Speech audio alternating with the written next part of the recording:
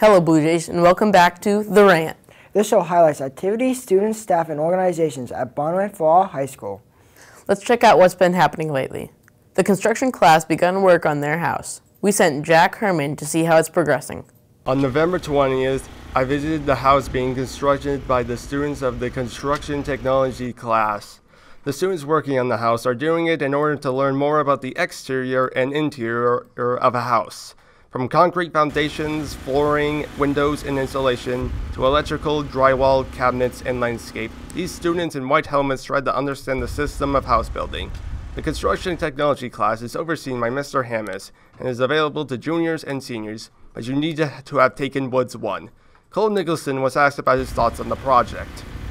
I like taking construction because it's going to help me build lifelong skills I can use later in my life to help improve my house. And it's a fun class. You get out of school, hang out with people.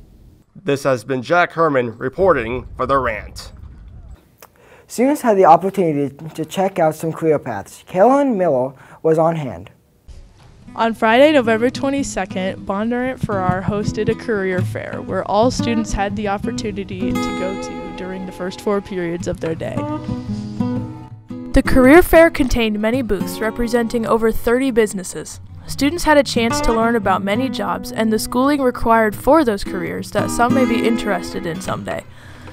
Each student was given a bingo card with questions to ask businesses about things in their daily life. The cards with bingos on them then were placed into a drawing to win prizes, as if the stuff from all of the booths wasn't enough already. I asked a student to tell me what her favorite part of the career fair was. My favorite part of the career fair is probably when I went around to each station and was talking about the different jobs of and different things that each do and how different everything is, and I thought that was really interesting to learn about. This has been Carolyn Miller reporting for The Rant. The art students recently took a trip to the Des Moines Art Center. We sent Maya Lenhart along to see why the trip is an annual favorite with students. On November 15th, all Art 1 and Art Senior students got the opportunity to go on a field trip to the Des Moines Art Center. The first stop was McDonald's for a fun lunch with friends and to do some fun challenges. The next stop was the Des Moines Art Center. Each year, the students get to go to the Des Moines Art Center and learn about new artists, and also as well to see the 3 Carnus statues by Andy Goldsworthy.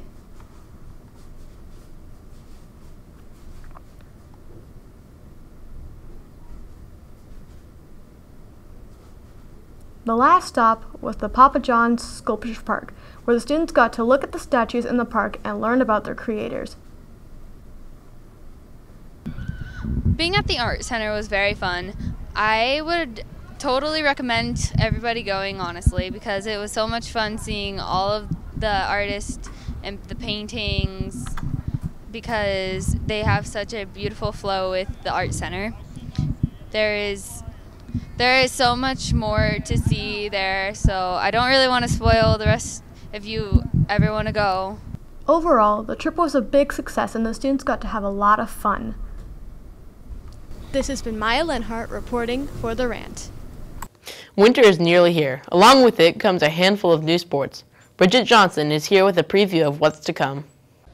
Winter sports season is a very exciting time in our school, with girls and boys basketball and wrestling taking off. Girls basketball was the first to take off, and the girls have been practicing hard. They have already been rewarded as they defeated Atlantic in the home opener. The season looks bright, as the varsity team contains some very talented girls, led by seniors Taylor Berggren and Kaylee Seitzer. In fact, all starters from last year return to set them up for a run at the conference title. So we basically have our whole team from last year. We're looking for revenge on a few of our teams in the conference that we haven't beat yet, and it should be a really good season. We're looking forward to it. We asked Coach Berggren to give us some goals for their season. Some of our goals for the year would be to finish in the top 2 of the conference, which I think that we'll have some good competition that way, with Ballard probably being the one that's the favorite in the conference right now, but we're hoping to compete with them. Boys basketball is also underway, and their intense practices are preparing them for competition. They are working to improve footwork, shooting, and other techniques that will help them over the course of a long, grueling season, as the Raccoon River Conference is one of the top conferences in the state. Our goal for this year is to get to Wells Fargo for the state tournament. I think one thing we need to improve on is rebounding the ball, and the best thing we do, we shoot the 3 ball and we run in transition. Yeah! The season is looking good for the boys as they are returning 3 lettering seniors, Kyle Figgenshaw, Marquise Georgetowns, and Nate Anderson. They tip off the season on December 6th at Carlisle. Wrestling also kicked off their season. The boys plan to capitalize on last year's successes as they go into the season with 4 ranked athletes. The team is also ranked 9th according to iawrestling.com to start the year. Their vigorous practices consist of drill repetition, running, checking weight, and riding the fan bike. We got some high goals this year of winning a state championship, duels and individual.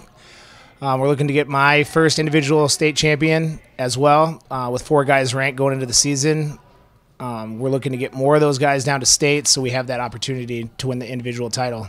We're also looking to go undefeated in duels and win ourselves our first conference championship under my regime. With their eyes set on the lofty prize, the boys are looking to have a phenomenal season with both team and individual areas. With all teams looking to have strong seasons, it will be an exciting winter at Bondurant for R. This has been Bridget Johnson reporting for The Rant. The girls' basketball season has already tipped off. We sent Dayton Clark to check out the Force Challenge. On Friday, November 22nd, the Lady Jays kicked off their season at home against Atlanta. The Jays were victorious on the night with a 52-42 win, led by junior Riley Gilroy's 15 points. Junior Katie Fogarty added 13 points, and sophomore Mia Miller chipped in 10 for the Lady Jays.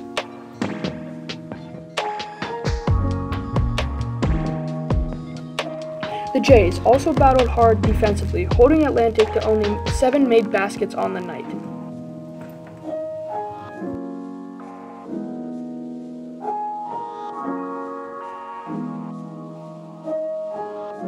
However, the game was ugly at times, with nearly 60 foul calls, which led to numerous free throws and foul outs. After the game, the players signed team posters for all their fans.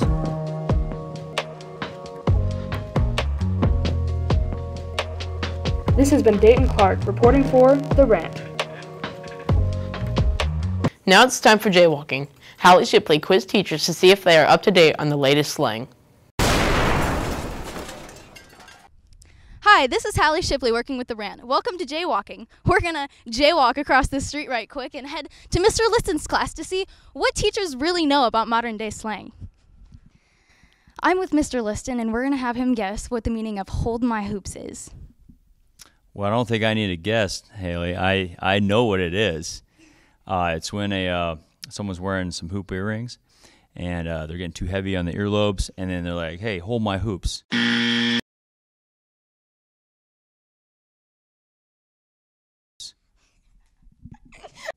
We're here with Mr. Kinker, and his phrase is snatch your weave. Do you know what that means? To take somebody's fake hair?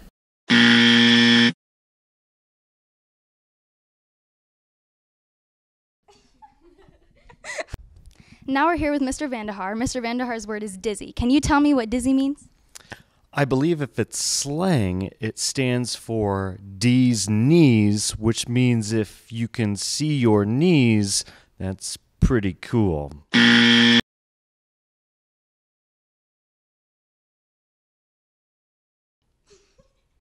Thanks for watching. We'll be back soon with more highlights from Bondurant for All High School. You can watch this show anytime by subscribing to our YouTube channel at bluejaydigital.org. See you next time and enjoy a small sample of our select choir performing To Shorten Winter's Sadness. When heaven's dark is shining, and unto love it brighteneth the light.